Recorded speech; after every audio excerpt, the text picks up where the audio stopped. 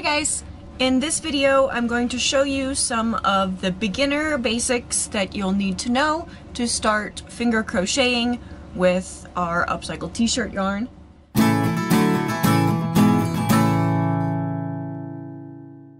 So today I have this small little ball of gray yarn, and this is a cotton blend.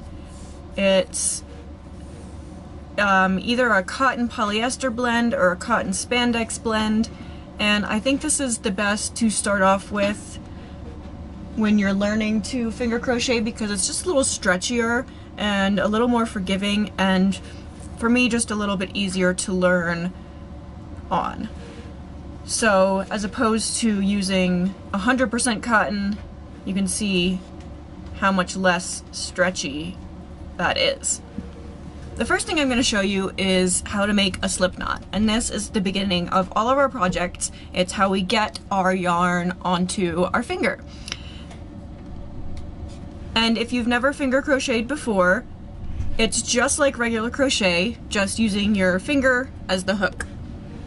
So we have two sides of our yarn. We call this side the tail end of our yarn, and we call this side that connects to the ball our working yarn. So we're going to make a loop in the tail end of our yarn, and then we take our working yarn and feed it through the loop, making a second loop, and this is kind of makes a little A shape. See that? And then we put our finger through that second loop, pull both ends until it's snug on the finger. And that is our slip knot. You're ready to go from here making your chain. Let's see it one more time. I make a loop, and then I take my working yarn and put it through the loop.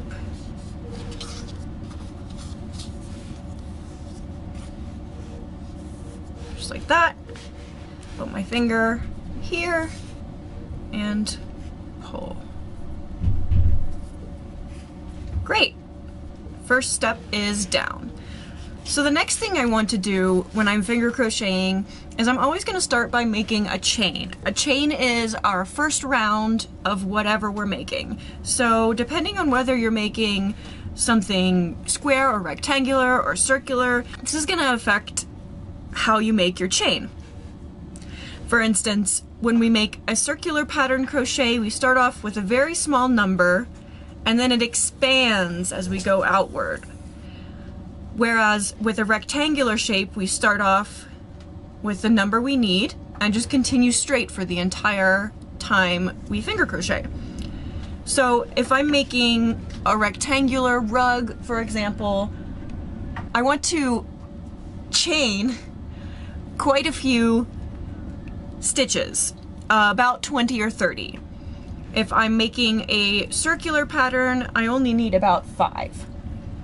So for our example today, I'm just going to chain 10, and this is how we make a chain. We take our working yarn. I like to hold my tail end in this right hand, working yarn in my left hand, and I take the working yarn over my finger, hold it with my right thumb, and then pull this back piece over that front piece I've just placed. And that is my first chain. And again, yarn over my finger, hold it in place, back comes forward. 3, 4,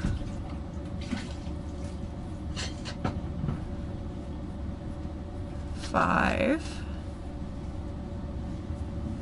6, 7, 8, 9, and 10. Beautiful. So the next thing I want you to learn, our next basic, is how to make a single crochet. Now, since we're working in a rectangular pattern, when we're doing these back and forth rows that make a rectangle. When we reach the end of the row, we always want to add an extra chain so that we have space to turn. So if I want my chain to be 10, if I want 10 to be the number that I'm consistently crocheting throughout my piece, I want my first chain to actually be 11, because we're not going to go into that final chain. Our first stitch is going to be put into the second loop. So here we go. We turn our work, take the finger into that second hole. As we go through, we're going to grab the working yarn and pull it back through. Now, once we're back on the other side with our 2 loops, we yarn over the finger, hold it with that thumb, and bring both of those back loops over the front. And that's a single crochet. Now, knowing where to put your single crochets in your chain is one of the hardest parts of this. This is the one I just put a single crochet in, so that's finished. And you'll see this is my next hole. Every time this yarn comes up and over, that's where I'm going to put my single crochet.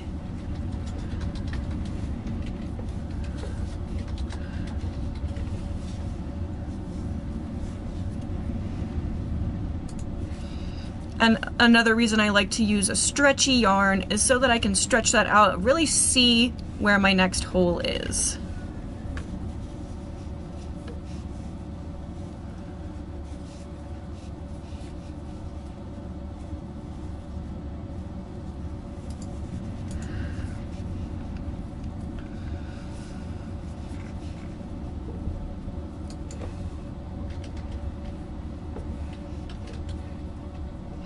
And if it gets twisted, just lay your work flat and try to get a better view of it.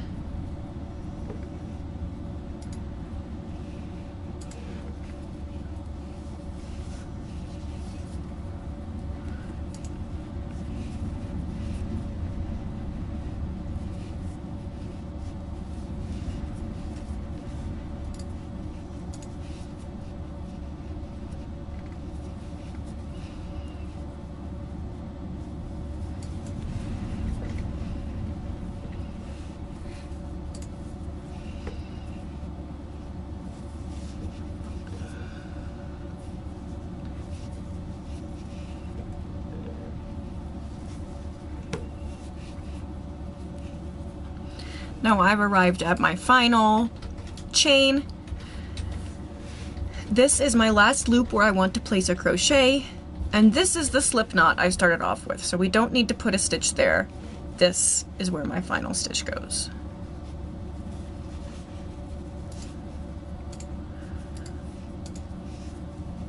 There, and we've done our first row of single crochets. Now, to keep going, I want to chain 1, so I have that space to turn around, and then I flip my work,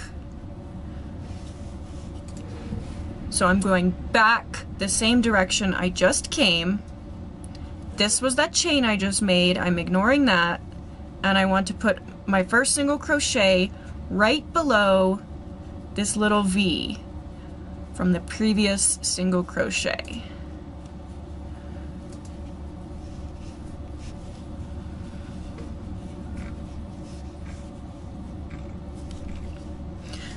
So every time if we get confused about where we're putting our single crochets, it's in this previous V. If you look from the top, you can see this loop, and we want to lift that loop, put our finger under, and that's how we're placing our single crochet.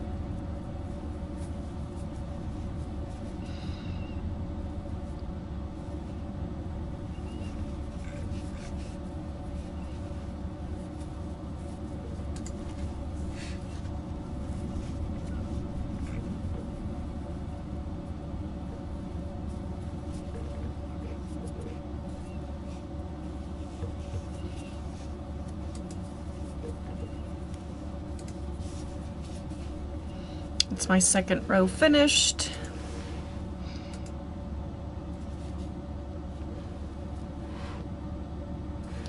To go back, we chain our 1 and turn the work. And we'll just continue doing the same exact thing, and this is all you need to know in order to finger crochet in this rectangular pattern.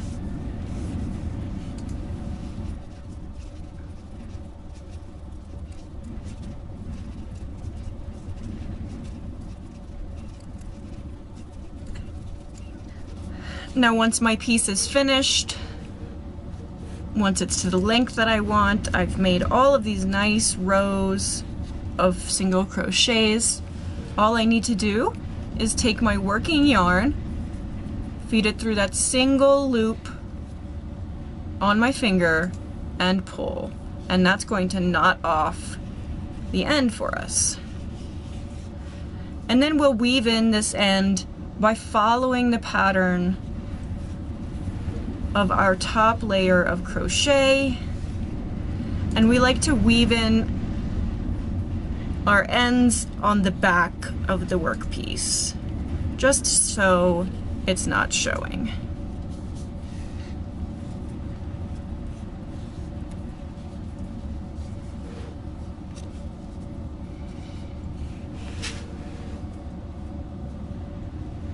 Now you're ready to finger crochet.